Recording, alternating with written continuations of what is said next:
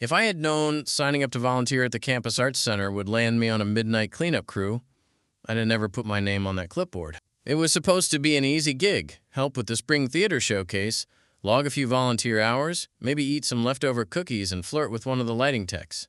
Instead, the director handed out assignments like it was boot camp, and mine came with a bonus.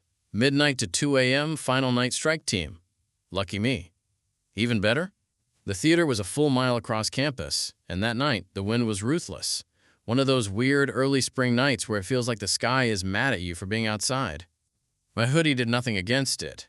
By the time I got to the backstage door, my fingers were numb and my mood was on life support. That was when I saw him, leaning against the wall outside the loading dock, hands in the pockets of a faded Carhartt jacket, hood up, earbuds in, looking way too chill for someone about to mop a theater stage.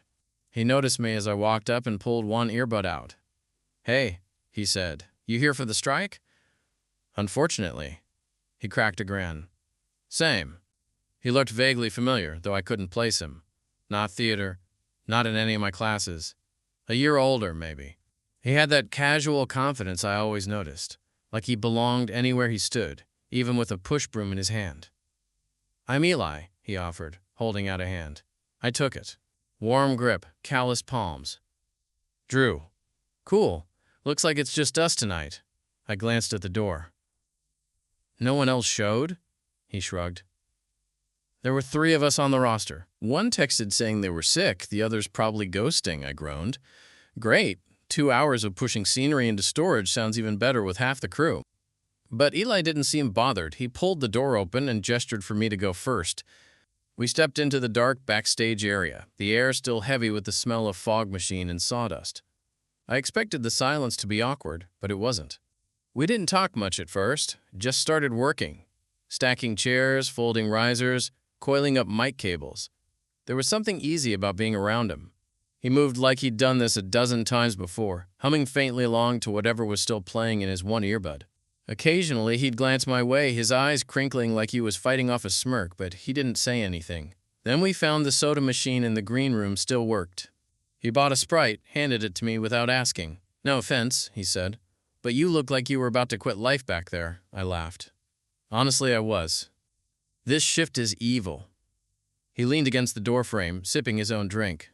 "Yeah, but think about it. We've got the whole place to ourselves. No managers, no audience, no pressure." I raised an eyebrow. "Are you saying this is fun?" He gave me that smile, again, a little sideways, a little smug. "It's kinda nice. Nobody expects anything from us tonight." There was a pause, just long enough to notice how close he was standing, how the dim lighting caught on the curve of his jaw. I looked away too quickly and took a sip of the Sprite. "All right," he said, pushing off the doorframe, "back to the grind." But now the mood had shifted. It wasn't just cleaning anymore, it was something else, something slow building, something I didn't quite understand yet. But I wanted to. The next 30 minutes passed like a dream and a curse. Eli had that rare talent of making every mundane thing slightly more entertaining. He narrated the process of dragging a costume rack across the hallway like it was a dramatic war documentary, complete with slow-mo sound effects and fake interviews. It was dumb. And kind of brilliant. And I was laughing more than I wanted to admit. We cleared the stage together. He lifted the heavy flats with ease, muscles tensing beneath his jacket sleeves, and I mostly tried not to embarrass myself while hauling the smaller platforms. The storage room behind the set was cramped, and we had to maneuver around a wall of wooden crates that had definitely been here since the 90s. When he reached over me to grab something from a top shelf, his chest brushed against my shoulder, and I pretended I didn't feel that spark of awareness shoot through me. So he said after a while, his voice echoing faintly through the rafters, "You're not a theater guy, right?" "Nope, I'm here for the volunteer hours." "Figured. You don't smell like tech crew." I raised an eyebrow. "What does tech crew smell like?" "Regret and gaffer tape." That made me laugh harder than I meant to. I looked over at him, and he was already grinning, pleased with himself. "And what about you?" I asked, leaning against a rolling table. "You seem way too comfortable in here." Eli gave a half shrug, setting a ladder against the wall. "My roommate's in the show. I used to help him build sets before I got roped into the actual crew. Stayed because I liked the quiet after closing." "That's a weird thing to like." "It's not weird," he said, tossing a rope over a pipe to hang the backdrops. It's peaceful. I couldn't argue with that. The theater had this eerie kind of calm at night, like the ghosts of all the applause and drama still lingered in the air. I'd never noticed it before, but now, with the stage lights off and the place dimly lit by overhead bulbs, it did feel kind of magical. Especially with Eli here. He hopped off the ladder and pulled his hood down for the first time. His hair was a mess, soft curls that looked like they'd been air-dried hours ago and forgotten. I took that moment to study him properly.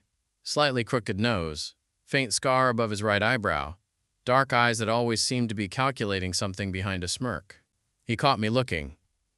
"What?" he said, playful. "Nothing." I cleared my throat. "You just look different with your hood off." "Hotter?" I rolled my eyes. "More like less shady."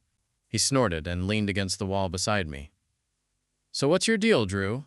You always volunteer for graveyard shifts out of the kindness of your heart? Or did you lose a bet?" Professor gave us an extra credit option, I admitted. Figured 2 hours of cleaning beat writing another essay on postmodern performance theory. Sounds like a solid choice. We stood there for a moment, just breathing. The hum of the stage lights overhead was the only sound. "Want to make it go faster?"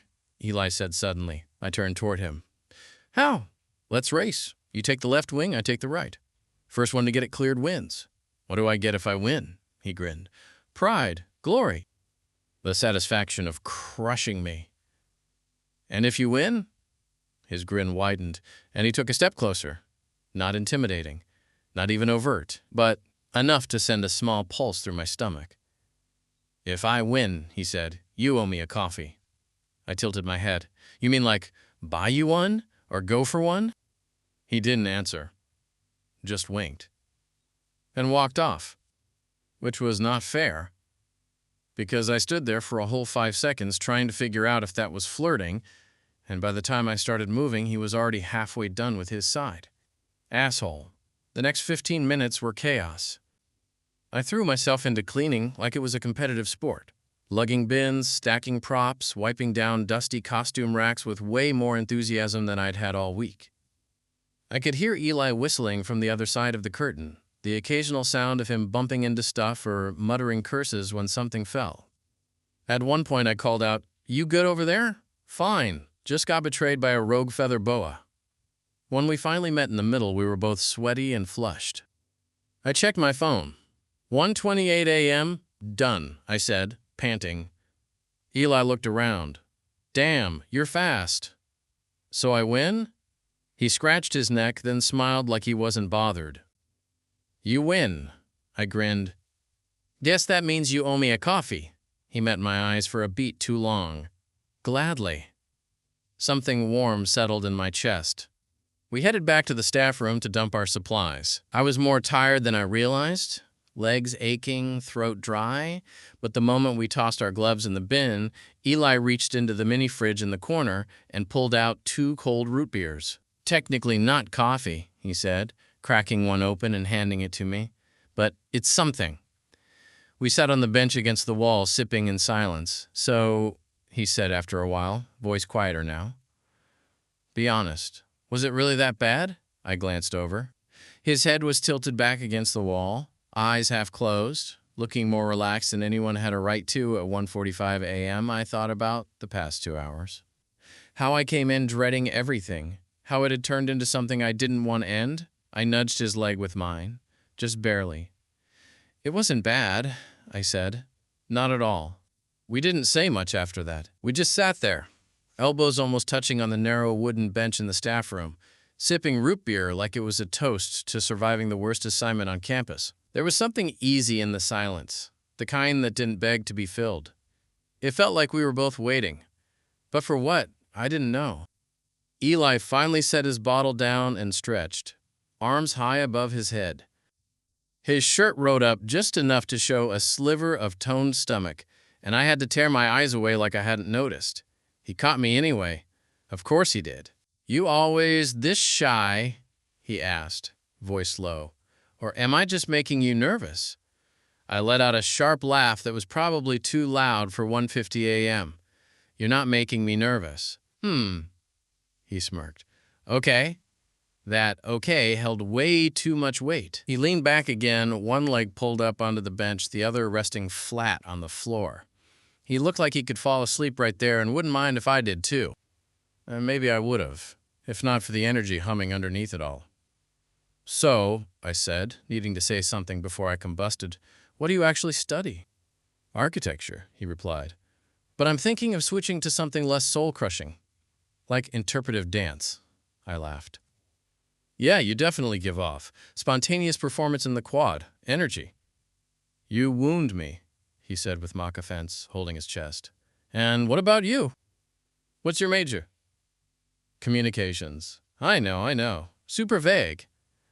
I'm not trying to be an influencer or anything, he shrugged. Nothing wrong with not knowing yet. The way he said it, casual, but kind, made me look at him a little differently. You seem like you've got it figured out, I said. Eli scoffed. I pretend well.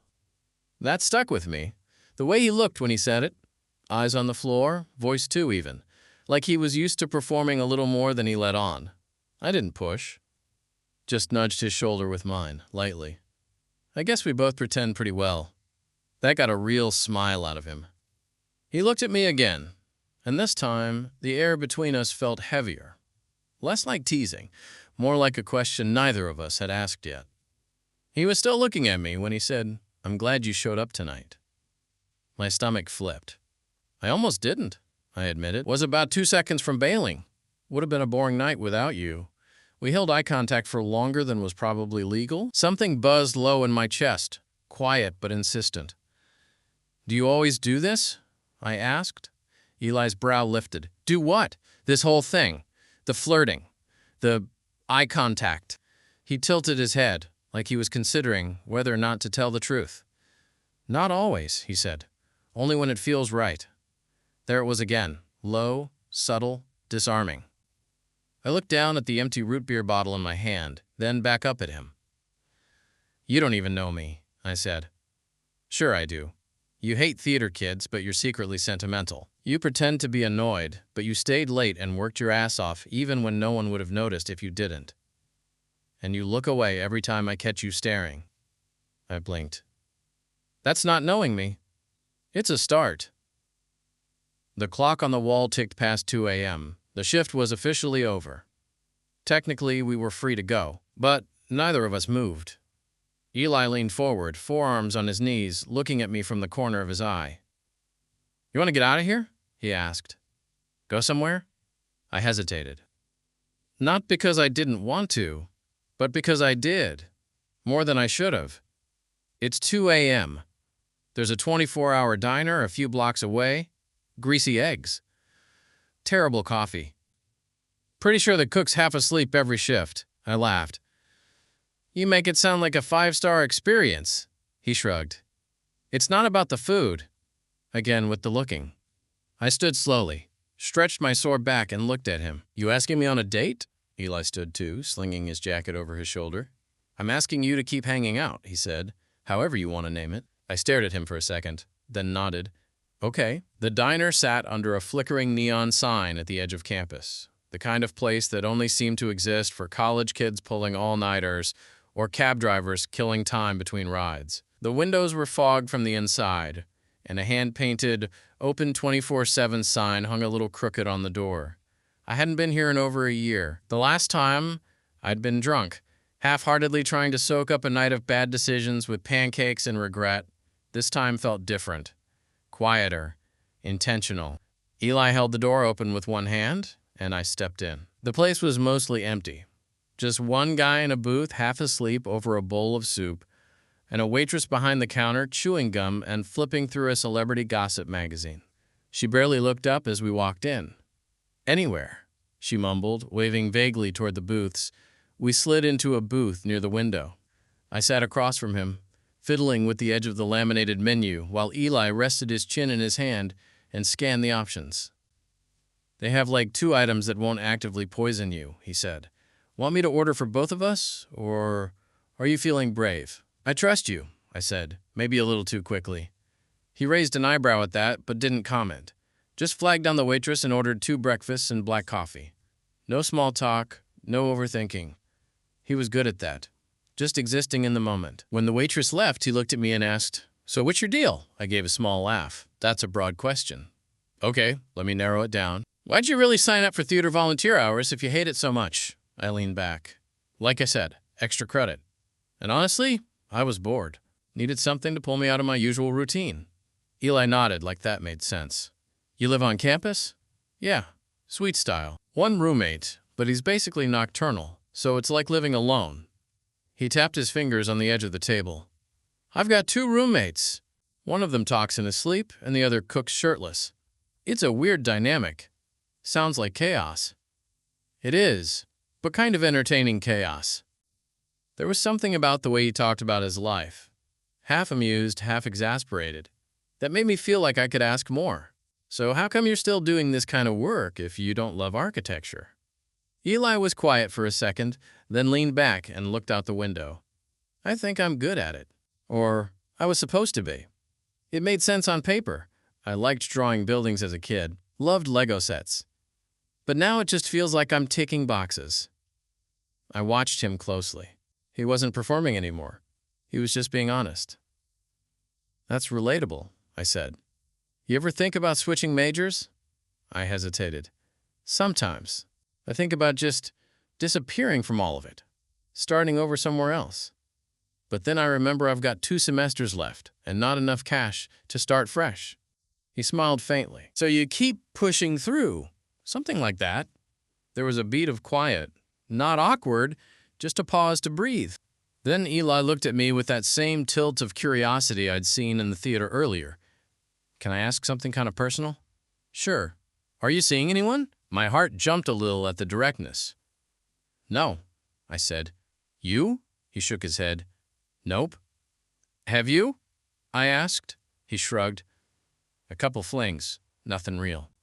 The waitress dropped off our coffee without a word. Eli took a sip, then made a face. "God, it's still awful. You ordered it." "Yeah, because it's tradition. If you come here sober and don't hate yourself just a little, it doesn't count." I smirked. "That sounds like a quote I should put on a t-shirt." Eli leaned forward slightly, eyes narrowing in mock seriousness. "I think you're funnier than you let on. And I think you flirt more than you realize." He blinked once, then grinned. Probably true. We kept talking about dumb high school memories, worst classes we ever took, the weird stuff people leave in the lost and found box at the gym. He told me about a time someone left a single crock and a rotisserie chicken. I told him about the time I accidentally walked into the women's locker room while trying to fix a speaker. By the time our food came, we were both starving. The eggs were rubbery. The pancakes were barely warm. But I swear it was one of the best meals I've ever had. There's something about eating at 3 a.m. with someone who actually listens to you. Someone who makes you laugh and doesn't try too hard that sticks in your head. Eli kept stealing bites from my plate like it was the most natural thing in the world. And I let him. Somewhere between the last bite and the final sip of coffee, I realized I didn't want the night to end. Not because I was scared to go back to my normal life, but because I was starting to like the version of myself that existed when I was with him. It was just past 3:30 a.m. when we stepped back outside. The night air had thinned out, crisp and quiet, like the city was holding its breath. Our shoes scuffed softly against the sidewalk, and I found myself walking slower than usual. Maybe I was dragging things out. Maybe Eli was too. "Want to take the long way back?" he asked. I nodded without hesitation. We turned down a side street, lined with sleepy shops and closed cafes, their windows dark except for the faint glow of security lights. The occasional breeze rolled through, rustling the leaves that had gathered in the gutter. It was the kind of silence you only get at this hour, the kind that made you say things you wouldn't during the day. "You ever think about how weird this is?" Eli asked suddenly. "Like how a totally random shift just ends up changing your whole night?" I looked at him. "Yeah, it's weird in a good way." He shoved his hands in his jacket pockets and walked a few steps ahead, then turned slightly to face me. "You're not what I expected," he said. I raised an eyebrow. "What were you expecting?" "I don't know, someone more bitter, I guess. Someone who'd put in headphones and avoid eye contact." "Don't give me too much credit." I said. That was the plan. He grinned. So what changed your mind? I shrugged, playing it casual even though I knew the answer immediately. You did. Eli stopped walking, just for a second. Then he caught up again, bumping my shoulder lightly with his. That's a good answer. We didn't talk for a few blocks after that. Just walked in rhythm, streetlight shadows stretching and shrinking with each step. When we reached the edge of the quad, the campus loomed quiet and empty ahead of us. Most of the dorm windows were dark, a few still lit by students either up too late or waking up too early. Eli slowed down near the steps that led up to the library, then turned and leaned back against the railing. So, he said, do we pretend this was just a weird one-off shift that somehow became a spontaneous late-night hang? Or do we not do that? I looked at him, trying to read what was behind the casual tone. You want honest? Always. I don't want to pretend, I said. I liked tonight. I liked this. You. Eli's expression shifted. Just a flicker. But it was enough to feel like the night had tilted slightly. You have this look like you're waiting for me to freak out, he said quietly. I'm not, I replied. I just don't always know when something's real. He stepped forward. Not close enough to make it obvious. Just enough that I could feel the shift in the air between us. It's real, he said. I don't do this either. I mean, I joke around. I flirt. But this? Talking, walking around the city in the middle of the night, trying to make someone laugh? His voice softened. That's not something I fake. The way he said it made my chest feel tight. Not in a bad way, just full. I looked down at my shoes for a second, then back at him. So what now? I asked. Eli looked up at the sky like it held the answer. Then, quietly, he said, we do this again. Daytime, maybe. Brunch instead of diner sludge. A walk that doesn't require thermal socks. I laughed. I could be into that. He smiled, then took another small step forward. This time there was no space left between us. His fingers brushed against mine. Light, unsure. And then, without really thinking, I laced mine through his. Neither of us looked away. We just stood there, hands joined, in the middle of the quietest part of campus. Okay, I said. Let's do that. He leaned in just a little, forehead nearly resting against mine. I really wasn't planning on this shift being the highlight of my week, he murmured. Of my year, I corrected him. That made him smile against the air between us. We didn't kiss. Not then. But it was close. Charged. Quiet. Enough to know we would. Eventually, we started walking again, hand in hand. Slower this time, but it didn't feel like dragging things out anymore. It felt like the beginning of something. The walk back to my dorm should have taken 15 minutes. We stretched it into 30. We passed the old science building with the cracked stairs, the student center with its giant banner still advertising an event that happened 3 weeks ago, and the quiet grove where people occasionally hosted acoustic open mics when the weather cooperated. It was silent now. Just a patch of moonlit grass and empty benches. Eli didn't let go of my hand once. I kept waiting for something to break the spell. An awkward joke, a sudden goodbye, some moment of doubt that would shake the ease of it all, but it never came. We talked about little things, weird professor quirks, best vending machine snack combinations, that one guy in the gym who always wore jeans on the treadmill. We stopped at the base of my dorm steps. The automatic light above the entrance flicked on as we stepped into its range, and Eli squinted up at it like he'd just been slapped with the sun. Well, he said, drawing the word out, this is your stop. Yeah, I didn't move. He scratched the back of his neck with his free hand. I don't want to ruin it by saying something corny, but I raised an eyebrow. But what? But I really didn't expect this night to feel like anything. And now I don't want it to end. That was the thing about him. He could say something like that without sounding rehearsed or overly smooth. Just real. Straight from wherever he kept the part of him that was honest and a little unsure beneath all the jokes. I leaned against the brick railing by the steps, our hands still lightly connected. Then don't let it, I said. He tilted his head. You inviting me up? No, I said, and then laughed at the way his eyebrows shot up. I mean, not tonight. Not like that. But don't let it end. As in, let's actually do that coffee. Brunch. Whatever. A smile broke across his face. All right. Brunch. Full cliché. Avocado toast, oat milk lattes, painfully earnest eye contact across the table. Exactly. He shifted closer. Not too much, just enough for the space between us to hum again. Then he looked at me, really looked. Can I? I didn't wait for him to finish. I leaned in, and he met me halfway. It wasn't a movie kiss. No background music, no dramatic wind sweeping through. Just a soft, slow meeting of lips in the quietest part of the morning, under a buzzing dorm light and a sky just beginning to gray with the first hint of dawn. When we pulled back, his forehead rested against mine. "Well," he said, voice low, "guess we're doing this." "I guess we are." He stepped back, reluctant but smiling. "Text me when you wake up?" "Yeah," I said, already thinking about what I'd say. "You get home safe." He nodded, started to turn, then paused. "One last thing," he said. If I'd known this was going to happen, I wouldn't have worn the hoodie with paint on the sleeve. I grinned. "It's very you. Adds to the charm. See," he said, walking backwards down the path. "You're already defending my wardrobe choices. It's serious." "Good night, Eli." "Night, Drew." He turned and walked off, hands back in his pockets, humming to himself as he disappeared around the corner. I watched until he was gone, then went inside, climbed the stairs, and collapsed into bed, still wearing my shoes.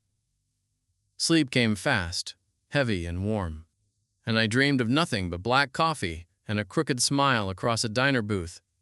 When I woke up, it was past noon. My phone was still in my hoodie pocket, and I reached for it before even opening my eyes. I half expected the night before to feel distant, unreal, like something my brain had manufactured in the middle of a sleep-deprived haze. But there it was, a text from Eli. 10:47 a.m., still alive, mild diner food poisoning scare. "You?" I laughed, rubbed my face, and texted back. 12:06 p.m., slept like the dead. "You still down for brunch?" His reply came 10 seconds later. 12:07 p.m. "Meet me at that place on 8th? You know, the one with the waffles and the hipster plants?" 12:07 p.m.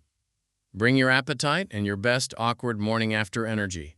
I got dressed in record time, tried and failed to fix my hair, and walked across campus with a stupid grin I couldn't wipe off. The waffle place wasn't busy. Eli was already sitting outside, sunglasses on, legs stretched out like he owned the sidewalk. He stood when he saw me and pulled me into a quick hug, one that lingered just a little longer than it had to. "Morning, sleepyhead. Don't you have architecture stuff to do?" "I do," he said, sliding back into his chair. "But you're a better use of time." We ate waffles and bad fruit smoothies and talked about nothing important. How we both hated flip-flops, which professors were probably former cult leaders. The ethics of pineapple on pizza. The sunlight made everything feel too bright, but I didn't mind. Every time I looked up, he was already watching me, and for once, I didn't feel self-conscious about it. After brunch, we walked back to campus together, hands brushing but not quite linking, until halfway through the quad, he just reached over and took mine like it was the most natural thing in the world. No grand speech, no second guessing, he just did it. And I let him. We stopped near the theater building, the scene of the crime, and he glanced over at the side entrance where it all started. "You know," he said, "if we ever end up telling people how we met, no one's going to believe us. We'll just say it was a meet cute at work." "Totally. Just leave out the garbage bags and the mop water." We stood there for a minute, the quiet wrapping around us like it had the night before. The difference was, now it wasn't temporary. The 2 hours we spent cleaning that stage had somehow spun themselves into something that mattered. Something that lasted longer than we expected. He leaned in and kissed me again, soft and quick, like punctuation. Then he pulled back and grinned. "I'm stealing that hoodie, by the way. Over my dead body." "We'll see." He walked off backwards again, waving, then turned and disappeared into the crowd of students heading toward afternoon classes. I stood there for a second longer. Then I turned and headed the other way, hand warm, heart full. That night shift? It started with dust and trash bags and fluorescent lights. But it ended with something better. A beginning. A story I didn't see coming. And honestly, the best 2 hours of my year.